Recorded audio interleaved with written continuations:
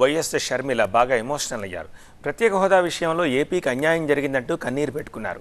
Party ఏర్పాటు చేసిన న్యాయ సాధన ప్రతిజ్ఞ కార్యక్రమంలో ముఖ్య అతిథిగా పాల్గొన్న ఆమె హోదా విషయంలో అన్ని పార్టీలు ఏపీని మోసం చేశాయని ఆవేదన వ్యక్తం చేశారు.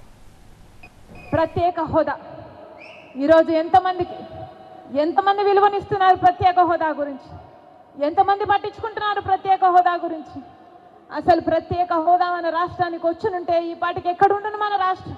15 లక్షల కోట్ల రూపాయలు విలువ చేసే ప్రత్యేక హోదా వచ్చుంటే మన పోలవరం మనం కట్టుకోలేమా? మన రాజధాని మనం కట్టుకోలేమా? ఎంత మేలు జరిగిండు మన బిడ్డలకు. ఏ రాష్ట్రానికన్నా మన రాష్ట్రం ఎందుకు తక్కువ ఉండాలి? బాధ లేదా? ప్రత్యేక హోదా వచ్చునుంటే మన రాష్ట్రం ఎక్కడో ఉండుండే. రాజశేఖర రెడ్డి గారు మన రాష్ట్రం గురించి, మన రాష్ట్ర ప్రజల గురించి ఎంత ఆలోచన చేశాడు. ఉందా ఈ నాయకులకు ఆలోచన? చంద్రబాబు గారికి ఉందా? పోనీ జగనన్న గారు రక్తం పచ్చుకుని పుట్టారు కదా, ఉందా జగనన్న గారికి ఆలోచన? ప్రత్యేక హోదా ఇస్తారన్న ఏకైక వ్యక్తి రాహుల్ గాంధీ గారు.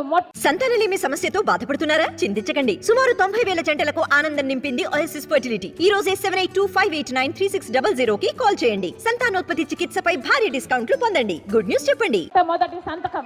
మొట్టమొదటి సంతకం రాహుల్ గాంధీ గారు ప్రత్యేక హోదా మీద పెడతానన్నారు కాబట్టి ఆ మాట పట్టుకొని రాజశేఖర రెడ్డి బిడ్డ ఈరోజు ఆంధ్ర రాష్ట్రంలో అడుగుపెట్టింది.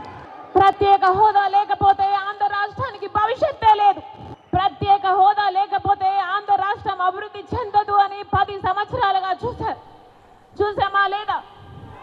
మరి ప్రత్యేక హోదా మనకు లేకపోతే